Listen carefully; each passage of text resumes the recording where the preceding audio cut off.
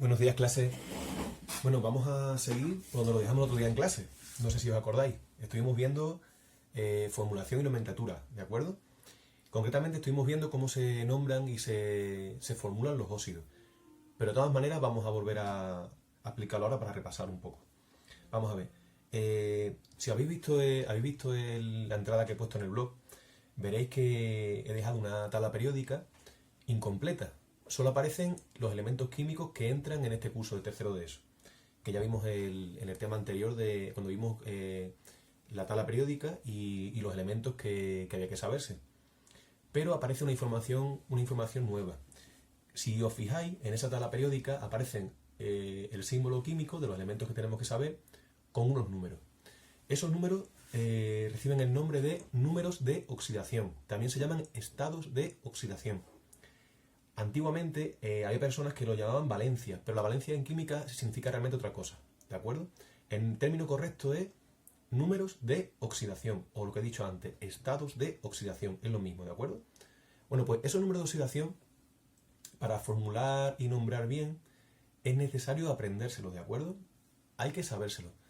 Aparentemente es complicado, pero si os fijáis, cuando os fijáis bien en esa tabla que podéis descargar e imprimir en vuestra impresora en casa, o simplemente estudiarlo viendo la pantalla del ordenador o del móvil, si os fijáis, muchos de esos números se repiten y están agrupados. O sea, los elementos químicos que comparten esos números están agrupados en las mismas zonas de la tabla periódica, con lo cual no es tan complicado aprendérselos, ¿de acuerdo?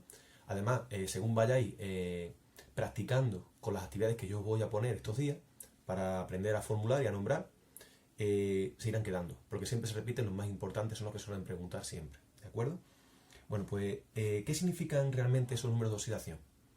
Esos números de oxidación son cargas eléctricas que nos permiten saber cómo se combinan unos átomos con otros.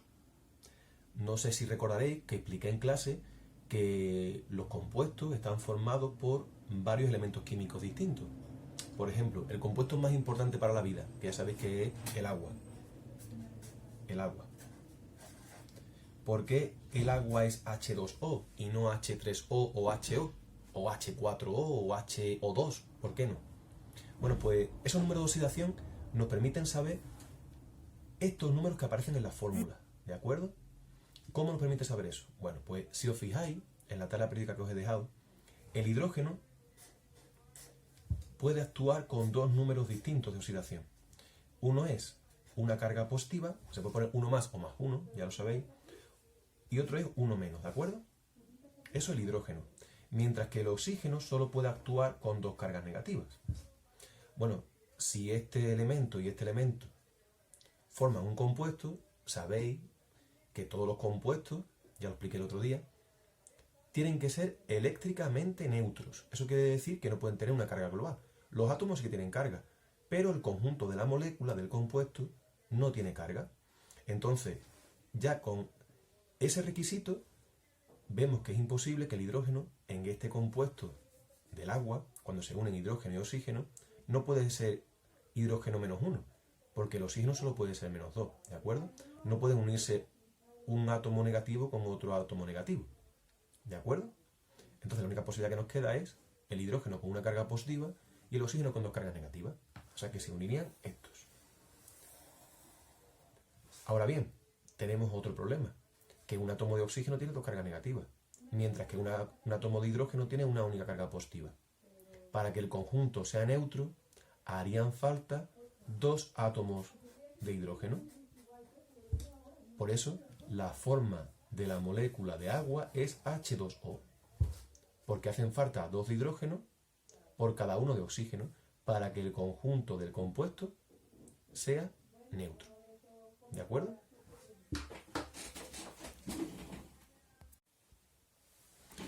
Bien, otro ejemplo sería otro átomo cualquiera, también con oxígeno, puede ser, por ejemplo, si os fijáis, el hierro tiene dos posibles cargas, según la tabla periódica que os he dejado.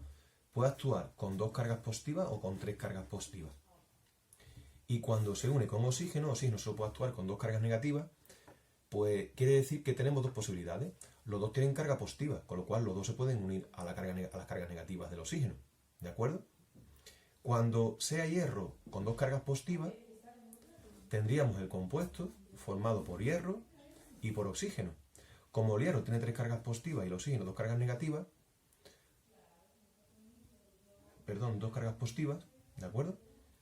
¿Cuántos átomos de hierro y cuántos de oxígeno se tienen que unir para que el compuesto sea neutro? Pues está claro que es solo un átomo de hierro con un átomo de oxígeno.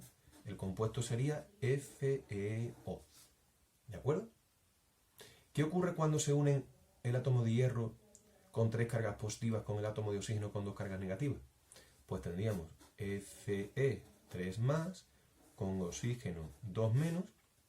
Y la pregunta es ¿cuántos hacen falta de cada clase para que el compuesto sea neutro?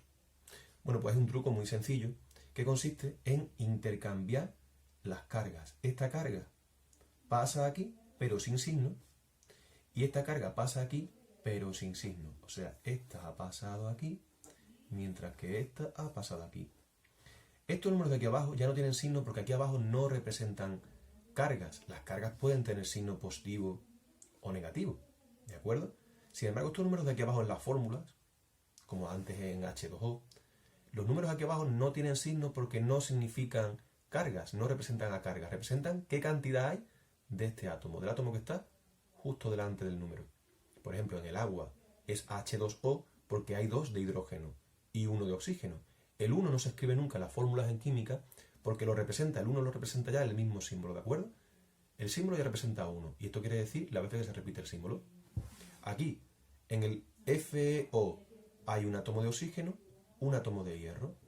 En el caso de Fe2O3 hay 2 átomos de hierro por cada 3 de oxígeno o viceversa. 3 de oxígeno por cada 2 de hierro.